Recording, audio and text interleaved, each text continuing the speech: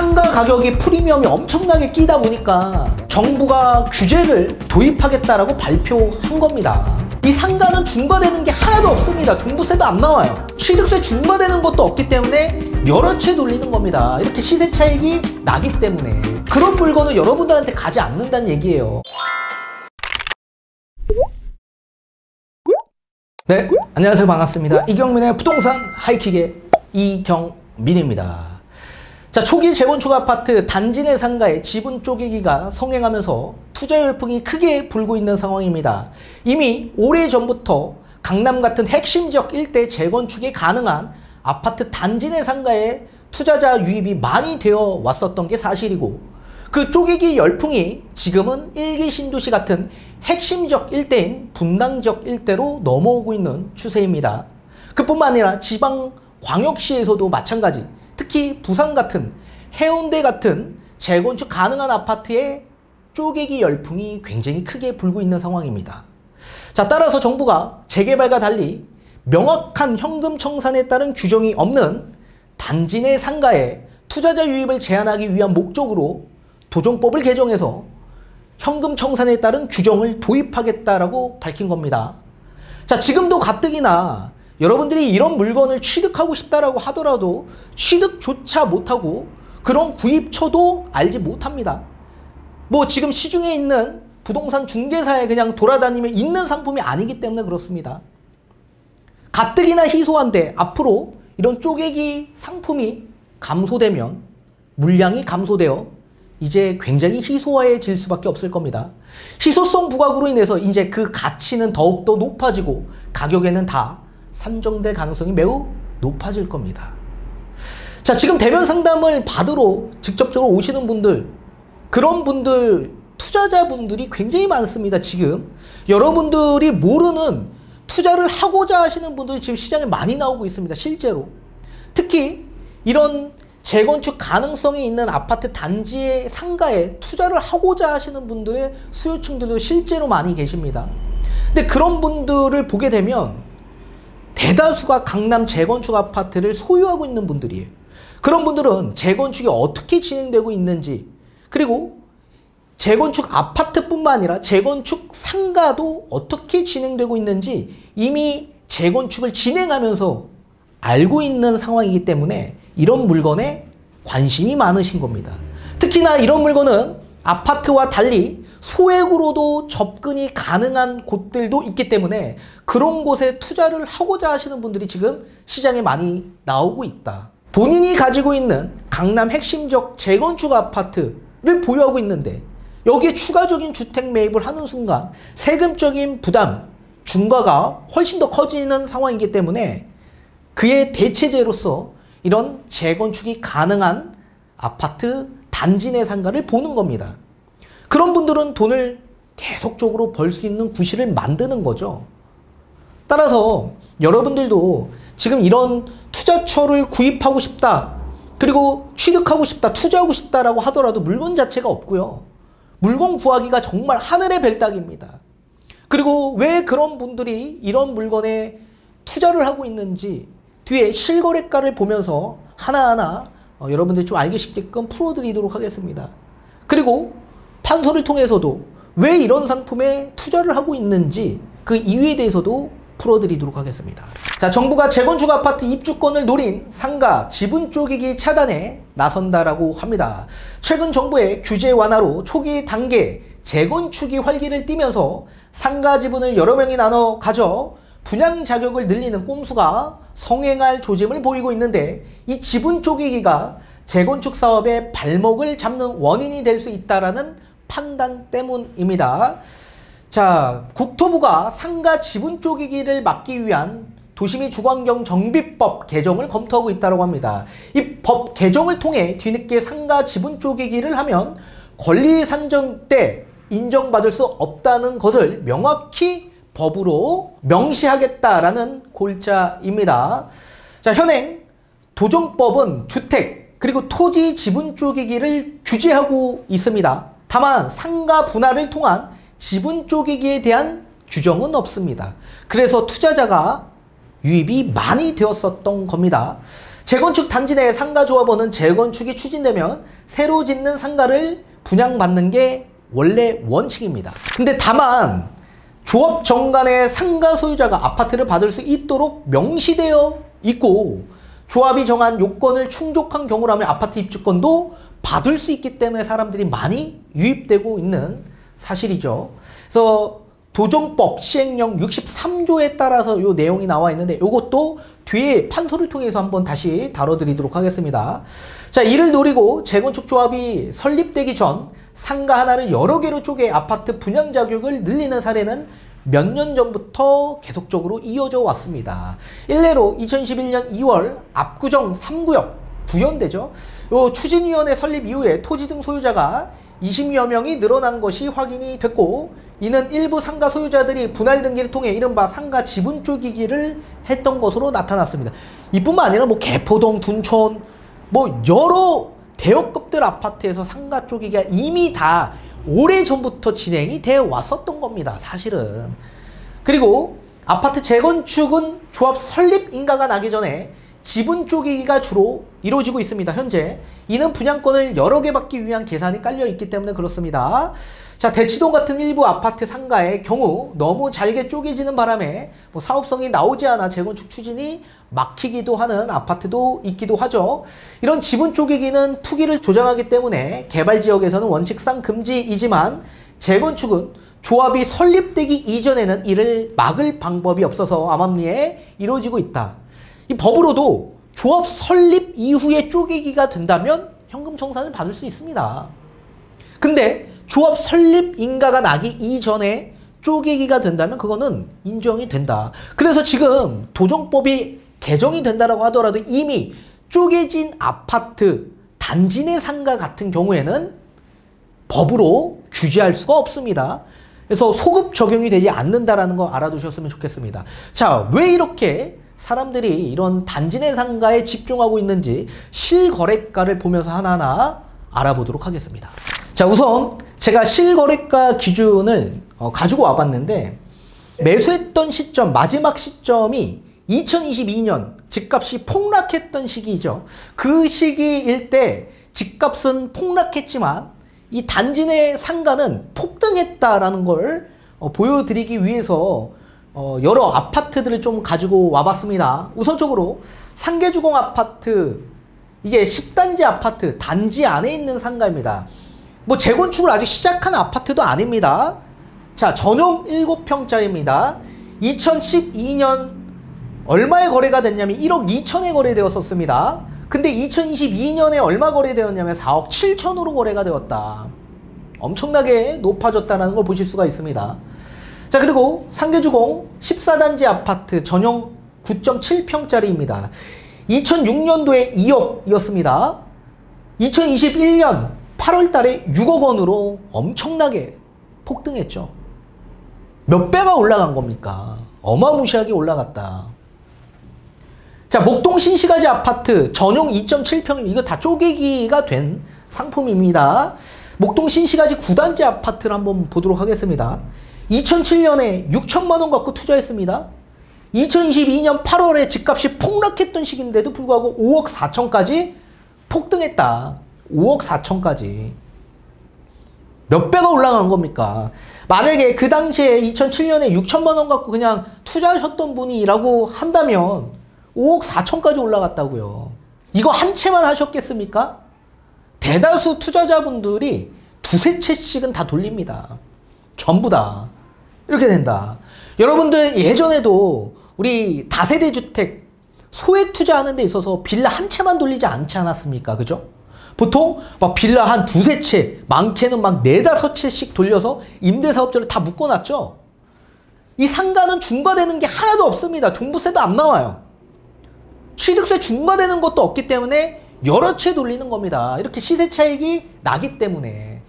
지금 목동 신시가지 재건축했습니까? 아무것도 시작하지 않았습니다. 그럼 만약에 이 아파트가 재건축을 시작한다면 어떻게 될까요? 엄청나게 올라갈 여지가 있는 거죠. 자, 이번에는 목동 신시가지 14단지 전용 1.6평입니다. 엄청 작죠? 이거 뭐 누가 사업하겠습니까? 사업을 영위로 이 상가를 취득한 게 아니죠. 2011년에 얼마였냐면 3천만 원이었습니다. 근데 집값이 폭락했던 2022년 11월 달에 얼마까지 올라갔습니까? 2억 원까지 폭등했다. 몇 배가 올라간 겁니까? 이분이 이거 한 채만 돌렸겠습니까? 근데 웃긴 건 뭐냐면 거래가 없다. 거래가 없다. 이런 상품들은 거래 자체가 없습니다. 이게 실제로 지금 다 실거래가가 된 똑같은 평수, 똑같은 층에 있는 물건을 가지고 온 겁니다. 거의 거래된 게 없죠, 지금. 거래된 게 없는 이유가 뭡니까? 구태여 매도를 할 필요가 없기 때문에 그렇죠. 이런 상품에 왜 매도를 하죠? 그냥 가만히 놔두면 어련히 알아서 올라가는 상품인데 누가 매도하겠습니까? 그리고 이런데 실제로 물건을 가지고 있는 분들을 보게 되면 생계형 분들도 굉장히 많이 계십니다. 세탁소 운영하시거나 또는 뭐 편의점 운영하시거나 아니면 월세를 받기 위한 목적으로 오래전에 취득하셨던 분들 굉장히 많았겠죠. 그리고 지금 이제 막 투자 목적으로 취득하시는 분들은 무슨 목적일까요? 재건축 목적. 재건축 목적. 이 상가도 아파트 입주권을 받을 수 있는 권리가 있기 때문에 그렇습니다. 자, 그리고 또 볼까요?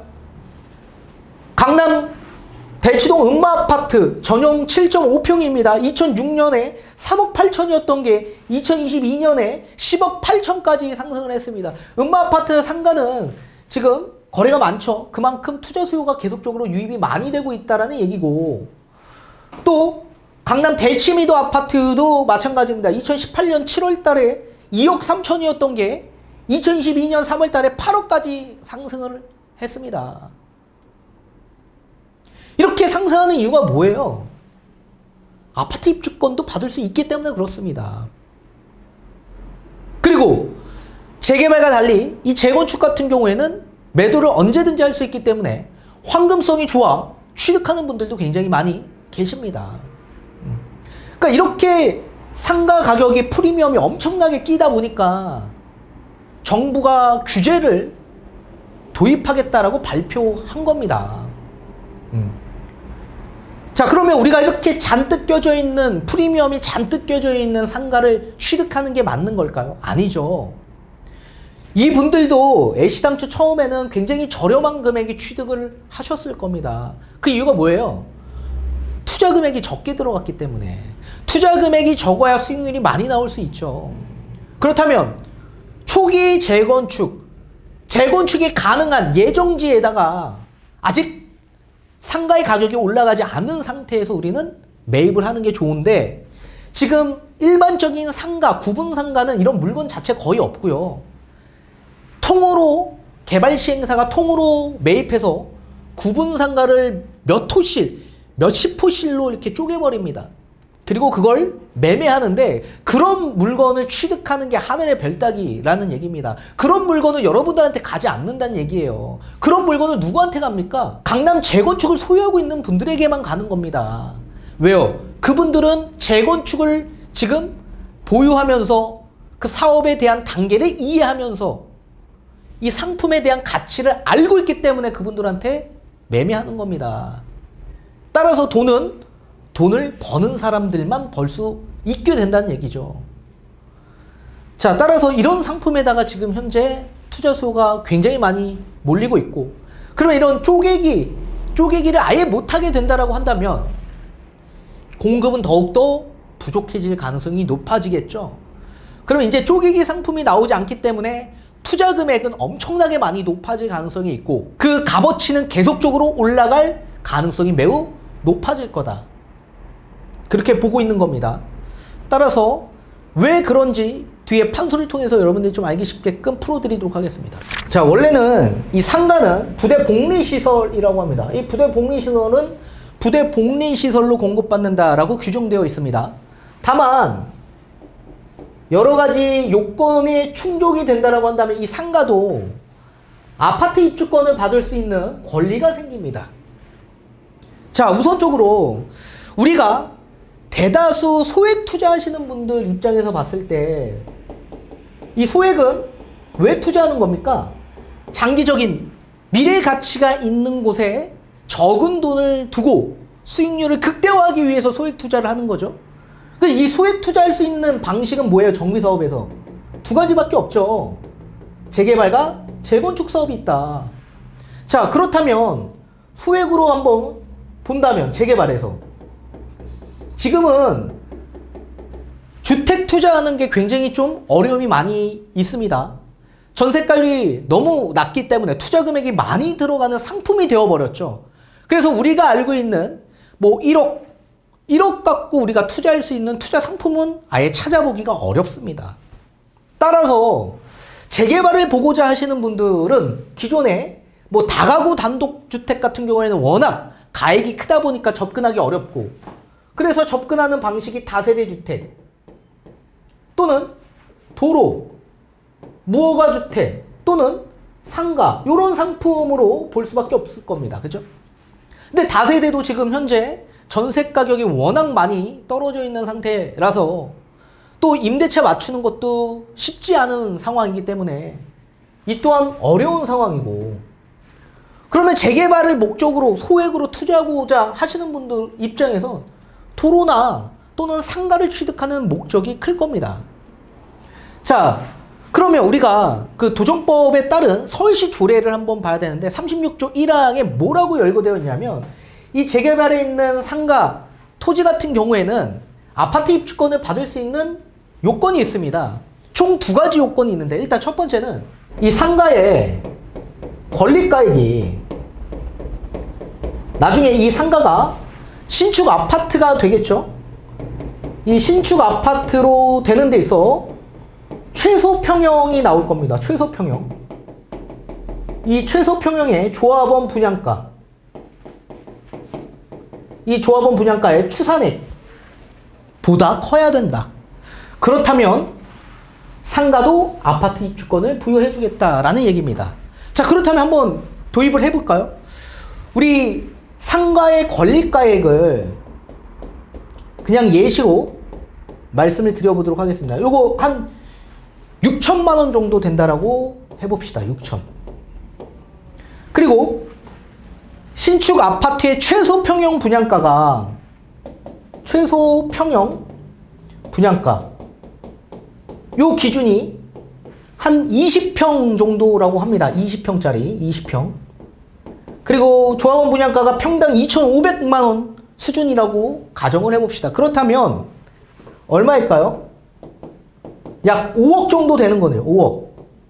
그러면 나중에 신축 아파트의 최소 평형 20평에 조합원 분양가의 추산액이 얼마가 나오나요? 5억이 나온다.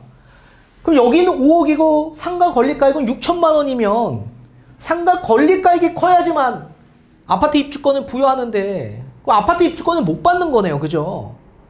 대다수의 상가, 재개발 상가는 아파트 입주권을 못 받습니다. 또 여기에 두 번째 요건이 있습니다. 두 번째 요건. 대지 면적이 90제곱미터 이상이 돼야지만 입주권을 부여하겠다라고 명시되어 있습니다.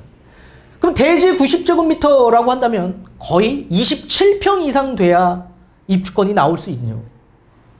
27평이면 거의 뭐 단독주택, 다가구주택의 면적 크기인데 소액으로 투자할 수 있겠습니까? 투자가 불가능하죠. 따라서 재개발에 있는 이 상가는 아파트 입주권 아예 못 받는다. 받을 수가 없습니다. 그런 반면에 재개발이 아닌 재건축으로 보게 되면 재건축 안에서도 아파트 투자를 원하는데 워낙 투자 금액이 많이 들어가다 보니 재건축 아파트가 아닌 그 안에 있는 재건축 상가를 보게 되는 거죠. 단지 내에 있는 상가. 자, 이 요건도 있습니다. 이 요건은 도정법 시행령 63조에 명시되어 있습니다. 총 3가지 요건 중에 한 가지만 충족이 된다라고 한다면 아파트 입주권을 부여하겠다라고 명시되어 있는데, 이 또한 마찬가지 상가 첫 번째 요건과 거의 똑같습니다. 이 상가의 권리가액이 뭐보다 커야 된다라고 얘기했습니까? 신축 아파트의 최소 평형 분양가보다 커야 된다라고 제가 얘기를 해드렸죠. 자, 근데 여기에 재건축은 정관 비율을 적용하라 라고 명시되어 있습니다. 이 정관이라는 건 뭐냐면 조합원의 규칙이 담겨져 있는 문서입니다. 거기에 따른 비율. 자, 이걸 만약에 조합원이 따로 정하지 않는다면, 조합장이 따로 정하지 않는다면 1로 봅니다. 1. 근데 따로 정하진 않고 보통 상가 조합원과 상가 협의회와 협의한 이후에 비율을 적용하는데 보통은 0.1에서 1 정도로 규정하고 있습니다. 만약에 정관 비율을 1로 규정한다라고 한다면 상가 권리가액이 얼마였습니까? 6천만 원이었잖아요. 그리고 최소평형 분양가가 5억이었습니다. 여기에 정관 비율 1로 적용하면 똑같이 5억이네요. 그러면 아파트 입주권을 받을 수가 없게 되죠. 근데 반대로 정관 비율을 0.1로 낮추게 된다라고 한다면 조합원 분양가가 얼마가 되는 겁니까? 5억이 아니라 5천만 원이 되는 거죠. 그러면 상가 권리가액이 더 커지게 돼서 아파트 입주권이 나올 수 있게 된다. 근데 중요한 건 뭐냐면 조합 설립 요건이라는 게 있습니다. 나중에 우리가 재건축이든 재개발이든 이 정비 사업을 진행하려면 조합 설립부터가 나야 되겠죠. 이 조합 설립에 대한 요건이 크게 보면 두 가지가 있는데, 첫 번째는 토지 등 소유자의 75%의 동의를 얻어야만 한다. 그리고 두 번째는 75%의 전체 소유자의 동의를 얻었다라고 하더라도 각 동마다 과반수 50% 이상의 동의를 얻어야만 한다. 그러면 우리가 아파트 동도 있지만 상가동도 따로 있죠. 그럼 상가동에서도 똑같이 50%의 동의를 얻어줘야 되는데 상가 협의회 입장에서 봤을 때 정관 비율 1로 해주면 아파트 입주권이 나오지 않지 않습니까? 그럼 동의해 주겠습니까? 안 해주죠. 반대로 0.1로 하게 되면 5천만 원이 이 최소평형 분양가로 산출되기 때문에 상가 권리가액보다 작아서 아파트 입주권이 나올 수 있게 되죠. 그렇기 때문에 조합 설립 인가의 동의를 안 해주는 겁니다. 그러면 사업이 진척이 계속 되지 않아 분담금이 늘어나게 될 수 있는 구조가 나오게 되는 거죠. 따라서 이 재건축의 상가도 아파트를 받을 수 있는 그런 형태가 나오다 보니 투자자 유입이 이런 아파트에 굉장히 많이 될 수밖에 없는 겁니다. 그리고 실제로 우리 가장 서울에서 가장 30평대 기준 국민평수에서 가장 비싼 아파트가 어떤 아파트입니까? 아크로 리버파크라는 아파트 아닙니까? 1000여 세대밖에 되지 않는데 양쪽에 5000세대가 넘어가는 대여급들이 이제 줄지어 나옵니다. 원밸리, 메이플자이 이런 아파트에 상가 조합원도 0.1로 정관 비율이 적용되어 아파트 입주권을 받을 수 있게 되었습니다. 이 모든 것들이 다 투자성이 높아지는 상황으로 전개되다 보니 다른 지역, 다른 아파트까지도 전개가 되는 거죠. 따라서 지금 아파트 입주권을 받을 수 있는 그런 형태도 나올 수 있지만 이거는 사실 관리처분 때까지는 가봐야 알 수 있는 겁니다. 다만 조합 설립이 나게 된다면 어느 정도는 추진위원회와 상가협의회가 조율을 한 상황이기 때문에 이거를 다시 조합이 바뀌었다라고 하더라도 바꿀 수가 없는 거죠. 이거 가면은 소송입니다. 그죠? 따라서 소송으로 가는 순간 또 사업의 진척이 오래되고 분담금이 늘어나는 구조가 되고 사업 속도가 나오지 않아 어려움이 많이 생길 수 있기 때문에 가장 중요한 건 이 상가 소유자의 구성이 가장 중요하다. 상가 소유자가 반대로 또 적은 아파트라고 한다면 힘이 굉장히 약해질 수밖에 없죠. 반대로 또 쪼개기가 많이 돼서 상가 소유자가 많은 아파트다라고 한다면 둔촌주공 같은 경우처럼 힘이 굉장히 커지게 되는 거죠. 그래서 주장할 수 있는 권리가 높아진다라고 보셔야 됩니다. 따라서 이런 것들을 규제하기 위해서 쪼개기를 규제하기 위해서 미리 현금 청산에 대한 규정을 만들겠다라는 얘기입니다. 자, 따라서 이제 앞으로는 투자처를 봤을 때 대다수 주택 같은 경우에는 아직도 사실 금리에 대한 부분, 불확실성한 부분, 전세가 하락에 대한 부분, 이런 영향, 그리고 세금적인 부담, 이런 부담으로 인해서 접근하기 어려웠겠지만 이제는 이런 보유하고 있는 주택에 영향이 없는 상가 투자에 사람들이 집중하고 있는 가장 큰 이유입니다.